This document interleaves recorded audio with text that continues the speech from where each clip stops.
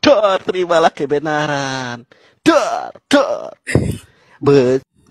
Saya izin stitch ya. Ini adalah pertanyaan yang diajukan oleh Nandar ya, mengenai Kisah Para Rasul 9 ayat yang ke-7 dan Kisah Para Rasul pasal yang ke-22 ayat yang ke-9.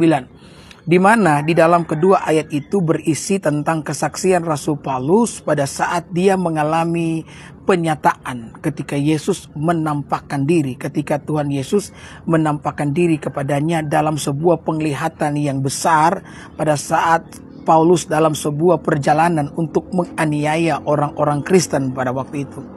Jadi dalam perjalanan itu Tuhan Yesus menampakkan diri dalam cahaya yang sampai membutakan mata. Dan dari balik cahaya itu Yesus berbicara kepada Paulus. Kemudian di dalam Kejadian pasal yang ke-9 ayat yang ke-7, Rasul Paulus menyaksikan bahwa teman-teman seperjalanannya melihat cahaya itu dan mendengar suara itu. Ya. Sementara di dalam Kisah 22 ayat yang ke-9, Rasul Paulus justru mengatakan bahwa teman-teman seperjalanannya melihat cahaya itu tetapi tidak mendengar suara itu. Kenapa di dalam Kisah 9 ayat 7 dikatakan mereka mendengar, sementara di dalam Kisah 22 ayat yang ke-9 dikatakan mereka tidak mendengar? Jadi manakah yang benar? Apakah memang kedua ayat ini kontradiksi sesuai dengan tuduhan yang disampaikan oleh Sinandar?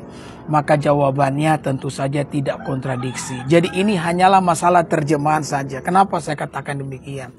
Karena di dalam Kisah 22 ayat yang ke-9 sesungguhnya teman-teman seperjalanan Paulus itu mendengar, tetapi mereka tidak mengerti perkataan yang disampaikan Yesus kepada Paulus. Hanya Paulus yang mengerti apa yang disampaikan oleh Yesus pada waktu itu kepada Paulus.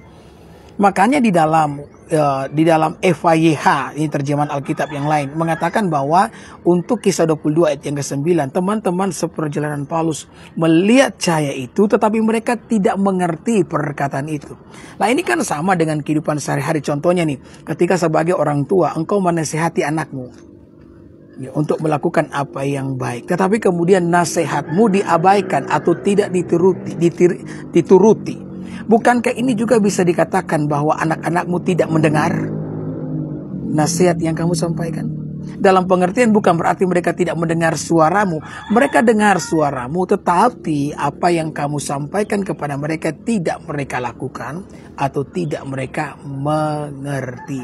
Jadi itulah yang dimaksudkan di dalam Kisah Para Rasul 22 ayat yang ke-9. Sebenarnya pertanyaan ini sudah lama ditanyakan dan sudah lama juga dijawab. Tetapi saya perhatikan zaman sekarang ya, ada begitu banyak orang yang mempertanyakan pertanyaan-pertanyaan lama yang sebenarnya sudah dijawab. Makanya saya bilang orang-orang model begini sebenarnya adalah orang-orang yang kurang literasi. Kalau mereka mau belajar dengan ketulusan, mereka bukan hanya akan bertemu dengan pertanyaan-pertanyaan begini. Seharusnya mereka juga sudah bertemu dengan jawaban atas pertanyaan-pertanyaan terhadap Alkitab itu sendiri.